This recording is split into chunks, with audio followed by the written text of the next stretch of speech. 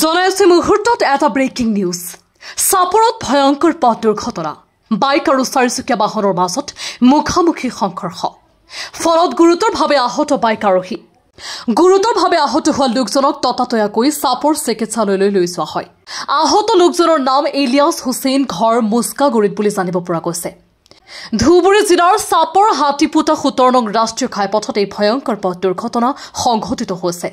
উল্লেখযোগ্য যে তীব্ৰবেগী চাৰিচকীয়া বাহনে নিয়ন্ত্ৰণ হেৰুৱাই বাইকখনক প্ৰচণ্ড জোৰে খুন্দা মাৰে আৰু যাৰ ফলত এই দুৰ্ঘটনা সংঘটিত হয়। দুৰ্ঘটনা সংঘটিত কৰা বাইকখনৰ নম্বৰ AS 17M7863 আৰু চাৰিচকীয়া বাহনখনৰ নম্বৰ AS 17K1029 বুলি জানিব পৰা গৈছে। News desk report, news 7 Assam. হয়, আসলে হয়েছিল কি বাইক কিনবার দিয়েছে, গাড়ি কিনে বাইক এলো তো দোষ, বাইক এলো তো দোষ, কমপ্লিটেড বাইক রং সাইডে আহিছিল নাকি? রং সাইডে বাইক আর কিহর মাজত সংঘর্ষ হয়েছে? বাইক আর ওই যে সুপ্রিজন নাকি কয় গাড়ির মাজত আঘাতপ্ৰাপ্ত লোক কেইজনক কত লৈ গৈছে? যাবটা হসপিটাল চাপৰ হস্পিটেল। চাপৰ হসপিটাল। কেইজন আহত হৈছে? 2জন।